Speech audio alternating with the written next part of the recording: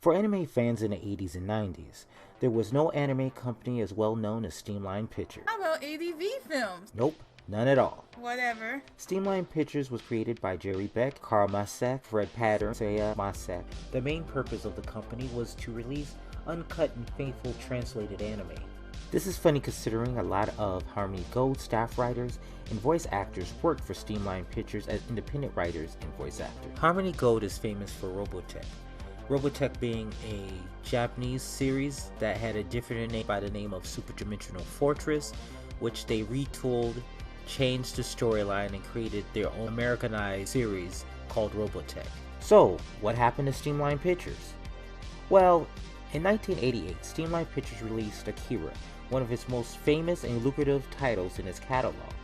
Streamline Pictures in the early days received criticism by many for Americanizing dubbed anime. Now that's over, right, Funimation?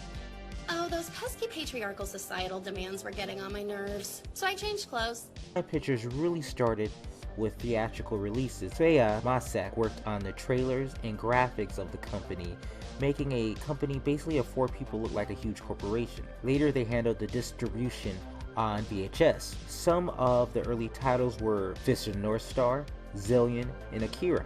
In 1994, Streamline Pictures entered into a distribution agreement with Orion Pictures.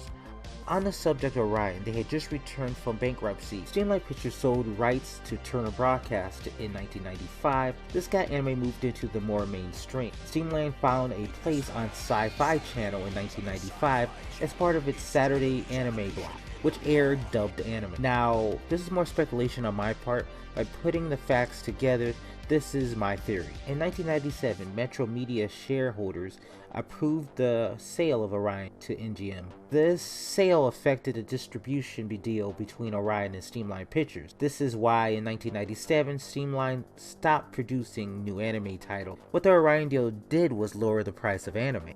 With the emergence of many other anime companies, they had to work a little bit harder to get titles into their library. Now, Streamline continued distribution of its library in North America. In 1999, Streamline Pictures went out of business. They did release foreign films under the Independent Film Works until 2001. Sadly, their catalog was divided and reverted to its Japanese right holders. I would have to say that Streamline Pictures is one of the companies responsible for the anime boom of the early 2000s. A lot of titles that are considered classics were part of their catalog. Well, thank you for watching. I have to say, it was hard to dig up anything beyond surface information and a few interviews. Until next time, this is Maynerocket blasting off. Bye!